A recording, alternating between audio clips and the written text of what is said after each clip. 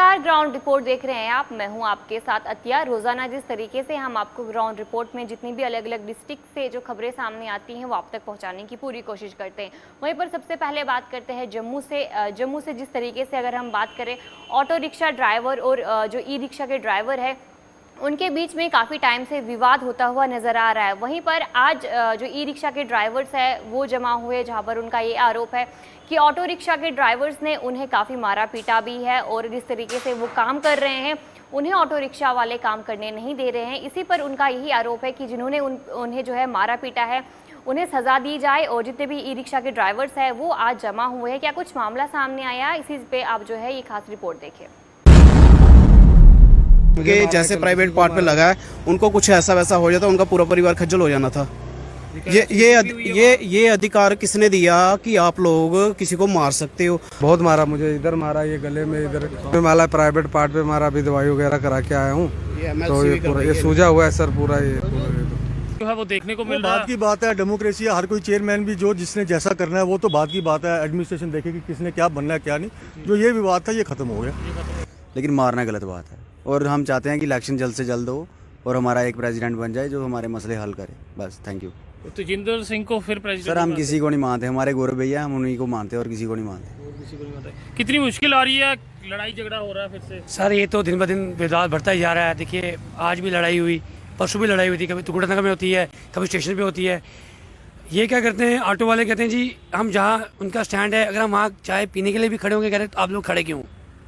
क्या खड़ा होना भी कोई गुनाह है? अगर उनके स्टैंड पे हम सवारी नहीं उठाएंगे, चलो वो तो उनका स्टैंड है, वो पुराने, चलो हम नहीं उठाते, हम कोई 20 कदम या 40 कदम आगे जाके उठाएंगे, वो वहाँ पर पहुँच जाते हैं। तो मेरी ऑटो वालों से यही गुजारिश है आपकी तरफ से कि आप इत्तेफाक बना के रखें, लड़े झगड़े ना, ऐसा ना हो कि कोई बड़ा हादसा हो जाए। तो बाकी हम इलेक्शन की मांग करते हैं, तो हमने कहा है एडमिनिस्ट्रेशन में कि जल्द से ज़्यादा इलेक्शन करें। सर क्या कहेंगे, कितनी मुश्किल आ रही है? बड़ी मुश्किल आ रही है। कल की बात है कि कल मैंने सवारी स्टेशन अपने स्टैंड से उठाई, स्टैंड से मैं आगे जा रहा था, ऐसे आगे उन्होंने चाबी निकाल दी ऑटो वालों ने। मैं वो ये क्या किया, बोलते सवारी, मैंने कहा पूछो कहाँ से आए, वो पीछे से आए। हाँ जी हम पीछे से आए। क्यों डाली आपने चाबी? जहाँ पे ये देखो स्टैंड है, क्या देखो ना, 2 कदम आगे जाओगे इनका स्टैंड है, आगे जाओ स्टैंड है इनका। बड़ी मुश्किल आ रही है। उन्होंने आज आरोप लगाया कि ऑटो चालकों ने इनके साथ मारपीट की है। क्या नाम है आपका? अजय कुमार सैनी। क्या हुआ आज? सर मैं रेलवे से आ रहा था उधर से, तो बहु प्लाजा के सामने 2 सवारी ने मुझे हाथ दिया। मैं कि पनामा चौक जाना है, मैं कहा मैं नहीं जाना, मैंने रोटी खानी है, घर जा रहा हूँ। तो थोड़ी दूर आके फिर बात करने लगा फ़ोन पे, तो पीछे से ऑटो वाले आ गए, तो चाबी निकाल ली, फिर गाली गलौज दिया, बोला गंद पाया है, जो फला गाली गुली दी, मतलब गंदी गालियाँ दी। उसके बाद में मारना शुरू कर दिया, 4-5 लोग इकट्ठे हो गए, तो बहुत मारा, मुझे इधर मारा, ये गले में, इधर ये पेट में मारा, प्राइवेट पार्ट पे मारा, अभी दवाई वगैरह करा के आया हूँ। तो ये पूरा ये सूजा हुआ है सर, पूरा ये बहुत मारा सर मुझे उन्होंने। एक्शन आया है, कार्रवाई कर रही है पुलिस? हाँ जी अब कर रहे हैं एप्लीकेशन मेडिकल कहा जा रहा है कि कॉम्प्रोमाइज हो गया। अब सर मुझे तो पता नहीं, मैं मेडिकल करवाने गया था सर। करवा के आ रहे हैं हम, तो फिलहाल आ रहे हैं सर। किस तरह की मांग करते हैं? अब सर मांग क्या करना है, रोज रोज का ये मामला है सर। अब नाजायज मुझे मारा है तो उसकी सजा तो उनको मिलनी चाहिए ना, कम से कम। आज उनके जैसे प्राइवेट पार्ट पे लगा है उनको कुछ ऐसा वैसा हो जाता, उनका पूरा परिवार खज्जल हो जाना था। ये अधिकार किसने दिया कि आप लोग किसी को मार सकते हो? आप तो ये हमारा ह्यूमन राइट है, अगर हमारे संविधान में देखें आप किसी को किसी की मर्जी के बिना उंगली भी नहीं लगा सकते हो, तो मारना तो बड़ी दूर की बात है। ये तो अटेम्प्ट टू मर्डर की बात है।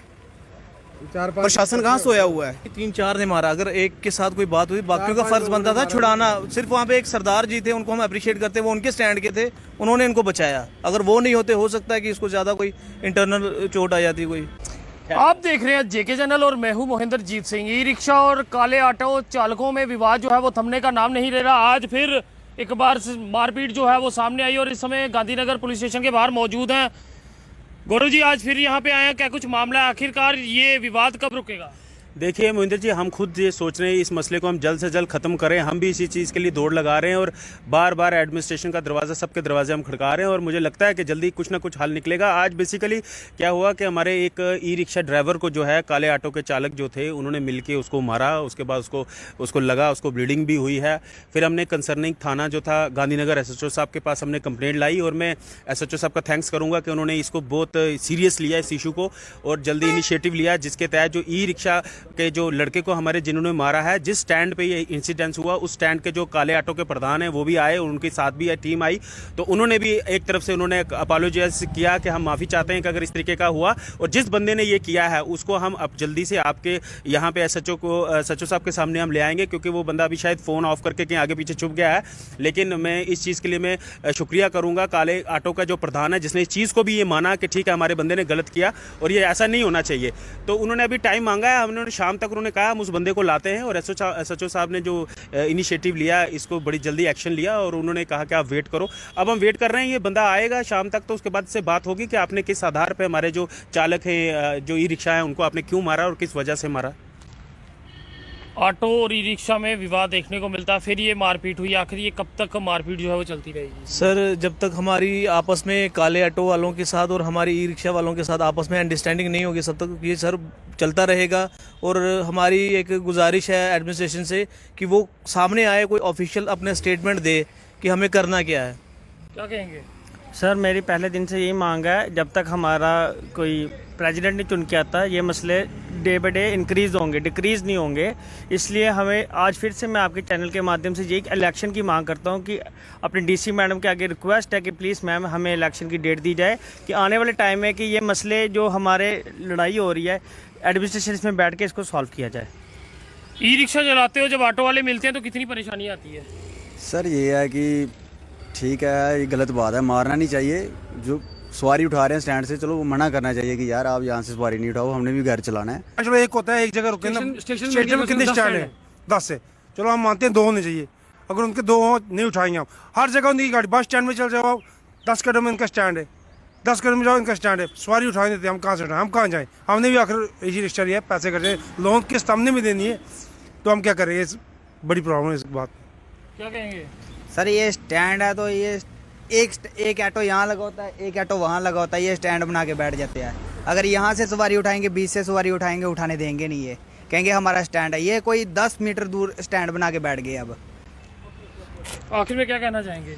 आखिर में यही कहना चाहूँगा सर कि हम चाहते हैं कि इलेक्शंस जो कराए जाएं और एक प्रेसिडेंट चुना जाए, जो प्रेसिडेंट काले ऑटो के प्रेसिडेंट के साथ मैटाडोर जहाँ इश्यूज़ हैं बैठ के उन पे टेबल पे बात हो, तभी ये मसले हल होंगे। जब तक इलेक्शंस नहीं होते, जब तक एक मुआहिदा नहीं चुना जाता, तब तक इन मसलों को रोकना बड़ा मुश्किल है। और मुझे लगता है कि चटपुट छोटी मोटी इंसिडेंट्स रोज़ चलते हैं, कभी त्रिकुटा नगर थाने, कभी गांधीनगर थाने। अगर कुछ डिसीजन फाइनल इसका ना लिया गया, ये आने वाले टाइम में प्रॉब्लम क्रिएट होगी, फिर उसकी परेशानी एडमिनिस्ट्रेशन को भी होगी और जो लोग चालक हैं, चाहे वो ऑटो वाले हैं, ब्लैक ऑटो वाले हैं, उनको भी होगी। तो फिर आपको बता दूं कि इस समय का बड़ा विवाद है। आखिर में आपसे जानना चाहेंगे, क्या कहना चाहेंगे? ई रिक्शा को लेके विवाद जो है वो सामने आया और आज ऑटो चालकों में भी एक विवाद देखने को मिला, यानी काले ऑटो में और ई रिक्शा में विवाद देखने को मिला। और वहीं अगर ई रिक्शा के चेयरमैन को लेके बात करें तो वहाँ पे भी विवाद है, क्योंकि दोनों जिस तरह से गौरव कपूर हैं और साथ ही तेजिंदर हैं, दोनों आज यहाँ गांधीनगर पुलिस स्टेशन पहुंचे थे। और वहीं लोगों ने अपनी राय जो है, ई रिक्शा चालकों ने जो है अपनी राय साझा की है। आप सबका क्या कहना है इस पे ज़रूर कमेंट्स में अपनी राय साझा करें। देखते रहे जेके चैनल। मुझे महेंद्रजीत सिंह और मेरे कैमरा पर्सन रघु को दीजिए इजाजत। नमस्कार।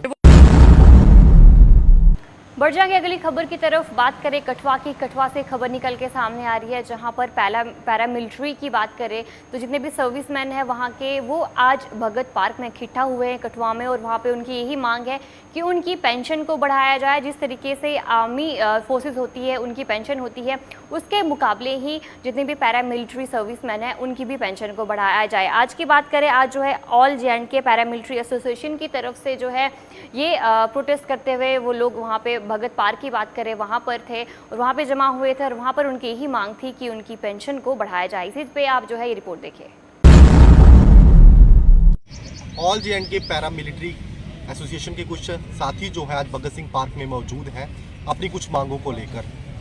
आज तपती गर्मी में ये लोग जहां पर मौजूद हैं अपने साथियों के साथ अपनी कुछ मांगों को पूरी करवाने के लिए ये लोग आज मीडिया के समक्ष हाजिर हुए हैं। इन्हीं से जानने का हमारा प्रयास है। That is called armoured force. बिल्कुल, जब आर्मर्ड फोर्स हमें दे रहा है, डिक्लेयर कर रहा है हाई कोर्ट, तो फिर हमें आर्मी के फैसिलिटी क्यों नहीं मिलती? ठीक, उनके बराबर हमारा पेंशन क्यों नहीं, उनके बराबर हमारी सैलरी क्यों नहीं? चलो बराबर मत करो, हम कहते हैं बराबर ही मत करो, लेकिन ये बीच में जो डिफरेंस है सैलरी में, कम से कम 18,000 का फर्क है हर रैंक में, रैंक टू रैंक।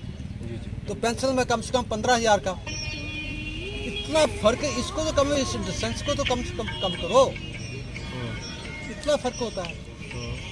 तभी तो हमारे जवानों का मोराल बड़ा डाउन हो रखा है। आप सुन रहे होंगे पैरामिलिट्री फोर्स के वॉलंटियर रिटायरमेंट जा रहे हैं, प्री मैच्योर आ रहे हैं, उनको पता है कि हमें पेंशन तो लागू होनी है। और जब कोई बेचारा एक्सीडेंट में मर जाता है, जैसे पुलवामा होता है, तो उनको 40 आदमी मरे, 40 आदमी में एक आदमी को पेंशन, तो कौन नौकरी करेगा, कौन जाएगा नौकरी में? कोई नहीं जाएगा। इसलिए हम गवर्नमेंट से यही रिक्वेस्ट करते क्या कहेंगे, सुविधा ही नहीं मिल रही है? सुविधा नहीं मिल रही, जो सुविधा मिलनी चाहिए एज पर 24 घंटे मुलाजिम के तौर पर सुविधा मिलनी चाहिए, वो सुविधा नहीं मिल रही। अभी इग्नोर किया जा रहा है। आर्मी को दे रहे हैं, आर्मी को अभी बंद दिया है, क्योंकि 6 पे कमीशन को आर्मी ने रिवाइज किया है। उन्होंने ठीक पे कमीशन रिपोर्ट दी, लेकिन आर्मी ने उसको रिवाइज करके 3 महीने में राष्ट्रपति के उनसे लिखा है कि ओनली फॉर आर्मड फोर्स। तो हमने सोचा हम भी आर्मड फोर्स के यहाँ हो गया हमारा। जब आपने लेटर डाला दिल्ली डीजी को, तो उन्होंने जवाब नहीं दिया। फिर आपने RTI लगाया, तब उन्होंने बोला कि आपको इंटाइटल नहीं है, सिर्फ आर्मड फोर्स सिर्फ आर्मी है, डिफेंस फोर्स। आप लोगों की कड़ी नौकरी होती है, आप क्या कहते हैं कि आप लोगों को भी कड़ा संघर्ष करना पड़ता है, परिवार से भी आप लोग दूर रहते हैं, साल भर आपको जो छुट्टी नहीं दी जाती, लेकिन उसके बाद भी इस तरह का व्यवहार आपको जो है कहीं ना कहीं, आप जिस तरह से बता रहे हैं कि पेंशन के लिए आपको कम जो है तो पे दी जा रही है, किस तरह का रवैया देखेंगे सरकार का? बहुत बुरी तरह से भी हो, क्योंकि कुछ सुनने वाला ही नहीं है। क्योंकि हमारे ऊपर IPS लोग बैठे हुए, तो IPS लोग को पूरा बेनिफिट मिल रहा है, तो उसको क्या जरूरत है नीचे वालों को बता के कि वो उनको करके, वो ऊपर वाले गवर्नमेंट की पॉलिसी ऐसी है कि ऊपर वालों को खुश कर दो, नीचे वालों को मरने दो, भूखे मरने जो करता है करने दो। तो ये तो बड़ी गलत बात है, क्योंकि IPS लोग बोलते नहीं है, वो अपने जवानों के बारे में कुछ नहीं बोलते, क्योंकि उनको पूरा बेनिफिट मिल रहा है। कौन बोलेगा? बाकी ये है बेचारे रिटायरमेंट जो आए हैं, ये बोल रहे हैं, कोई इनकी कौन सुनता कोई नहीं। हम कब से बोल रहे हैं, कब से एसोसिएशन चल रही है हमारी, 2009 से हमने कोर्ट किया कैट। अभी देखो लो पे कमीशन इन्होंने क्या किया, 6 पे कमीशन 2 पार्ट में लागू किया। नंबर 1 पार्ट जो ऑन सर्विस में थे, उनको बोला कि आप बेसिक पे गुना 186 प्लस ग्रेड पे जहाँ फिक्स होते ले लो। और जो रिटायरमेंट थे प्री क्या नाम 2000 से, उनको बोला कि आप बेसिक पेंशन से 2.26 से गुना करके जितना पे बनती है वो ले लो। हमने पहली दफ़ा देखा यार कौन सा साल ये पे कमीशन है जो 2 पार्ट में शुरू है। तब हमने कैट किया, दिल्ली में जाके कैट किया, तो कैट ने 2011 को अपनी जजमेंट दे दी। उसने 2 बातों में जजमेंट दी। उन्होंने बोला कि बाकी देश में बहुत कमी है, इसको हम नहीं बोलते। एक उन्होंने बोला कि जो भी प्री मैच्योर्ड आया है या वो सुपरनेशन आया है, सबकी 50% पेंशन होनी चाहिए। नंबर 2 उन्होंने बोला कि जो फार्मूला आपने सर्वे एम्प्लॉय के लिए लगाया है, वो आपने रिटायरी के लिए लगाओ, और 3 महीने का टाइम दिया कि आप 3 महीने में इसको इम्प्लीमेंट करो। तो उस टाइम पर मनमोहन की सरकार थी, तो करते करते 2013 आ गया। 2013 में उन्हें जब रिट दायर की दिल्ली हाई कोर्ट में, तो उनके दूसरे दिन रिट पिटीशन खारिज हो गई।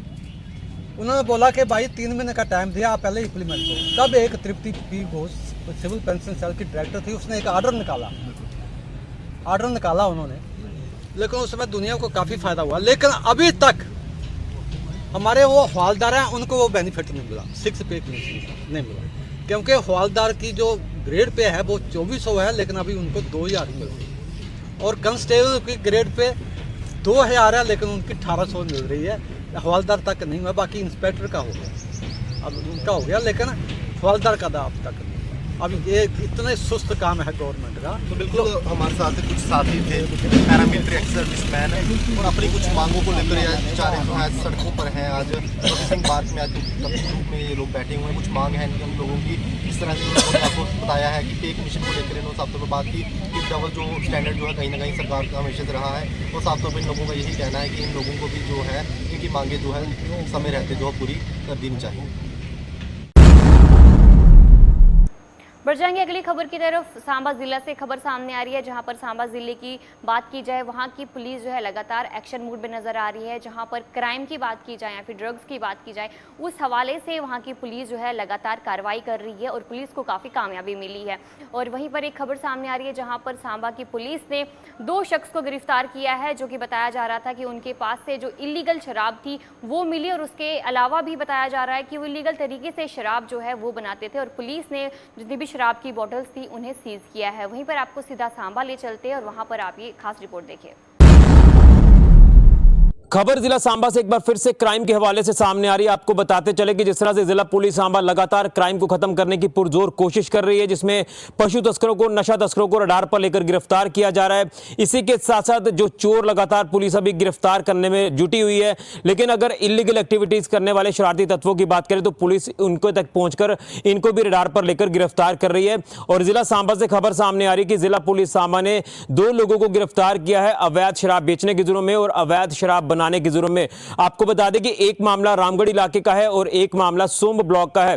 रामगढ़ इलाके की बात करें तो यहां पर एक व्यक्ति के पास से लगभग 25 से 30 बोतलें जो है वो शराब की बरामद की गई हैं। इलिसिट लिक्विड जो वो बरामद किया गया है, जो धड़ल्ले से ये व्यक्ति जो है वो बेच रहा था, न जाने कब से ये बेच रहा था, लेकिन पुलिस को जो सूचना मिली उसी सूचना के आधार पर पुलिस इस व्यक्ति तक पहुंची और इस व्यक्ति को मौके पर गिरफ्तार किया। और इसी के साथ साथ कुछ बोतलें जो शराब की हैं वो भी इससे बरामद की गई हैं और एक्साइज एक्ट के तहत पुलिस ने मामला दर्ज कर इस व्यक्ति की गिरफ्तारी की है और यह व्यक्ति रामगढ़ पुलिस टीम की कस्टडी में है।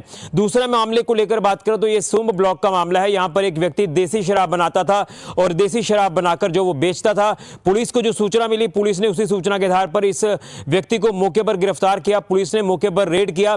रेड के दौरान इसके पास से देसी शराब जो बनाई गई थी वो भी बरामद की गई, उसे डिस्ट्रॉय किया गया और जो चीजें शराब बनाने के इस्तेमाल में लाई जाती हैं वो चीजें भी पुलिस ने जो है रिकवर कर उसे अपनी कस्टडी में लिया और पुलिस ने यहां पर भी एक्साइज एक्ट के तहत मामला दर्ज कर इस व्यक्ति की गिरफ्तारी कर ली है। यानी एक व्यक्ति जो रामगढ़ इलाके का रहने वाला है वो अवैध शराब बेचता था, मार्केट से लाकर न जाने कहां से वो लाता था, किसके साथ उसका लिंक जुड़ा है, ये तमाम चीजें इन्वेस्टिगेशन का पार्ट है। पुलिस इन्वेस्टिगेशन कर रही है, लेकिन मौके से 25 से 30 बोतलें पुलिस ने बरामद की और इस रामगढ़ के रहने वाले व्यक्ति को गिरफ्तार किया जो कि अवैध इलीगल काम को अंजाम दे रहा था और इलीगल तरीके से जो शराब बनाई जा रही थी सुंब ब्लॉक में, उस व्यक्ति को भी गिरफ्तार किया है। और दोनों मामले जो है एक रामगढ़ पुलिस स्टेशन में दर्ज है और दूसरा सुंब गोरन चौकी की बात करें तो जो सांबा पुलिस स्टेशन के अंतर्गत आती है, यहीं पर मामला दर्ज है। तो पुलिस लगातार इंटेंसिव ड्राइव चला रही है, जो इलीगल एक्टिविटीज करने वाले हैं उनको भी लगातार रडार पर लेकर उनको गिरफ्तार कर रही है। तो जिला सांबा को क्राइम मुक्त और नशा मुक्त बनाना है, उसी स्ट्रेटजी से पुलिस इस समय काम कर रही है और लगातार इन नशा तस्करों की धरपकड़ कर रही है। बड़ी जानकारी क्राइम के हवाले से जिला सांबा से फिलहाल ऋषि खजूरिया, गुलिस्तान न्यूज़।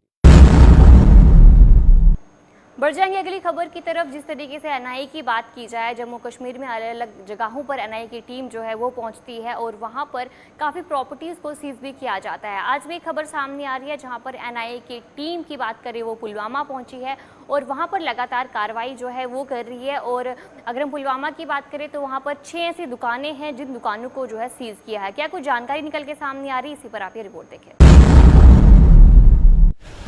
लगातार एनआईए की तरफ से वादी कश्मीर के मुख्तलिफ इलाकों में मुख्तलिफ लोगों के घरों पे छापामार कार्रवाई की जा रही है।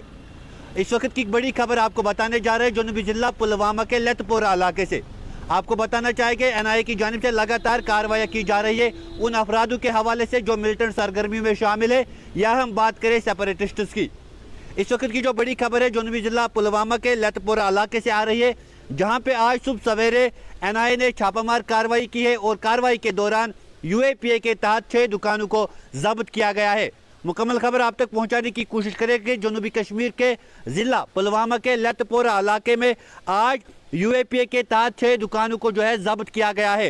एहलकार ने बताया कि जिन दुकानों को जब्त किया गया है, जिस जायदाद को कुर्क किया गया है, उस जायदाद का मालिक जो है फयाज अहमद मागरे था। और आपको बताना चाहेंगे मागरे जो है फयाज अहमद मागरे को एनआईए के 2018 केस पे मुलजिम करार पाया था और आज इसी हवाले से उसके जायदाद यानी 6 दुकानों को जब्त किया गया है। उन्होंने कहा कि लतपोरा में 5.5 मरला ज़मीन पर तामीर होने वाली 6 दुकानों को जब्त किया है। मुकम्मल खबर एक बार फिर आप तक पहुंचाने की कोशिश करेंगे। लगातार छापामार कार्रवाई जारी है। NIA की जानिब से। और इस वक्त की जो सबसे बड़ी खबर है, NIA ने आज सुबह सवेरे पुलवामा में 5.5 मरला ज़मीन पर 6 दुकानों को UAPA के तहत जब्त किया गया है।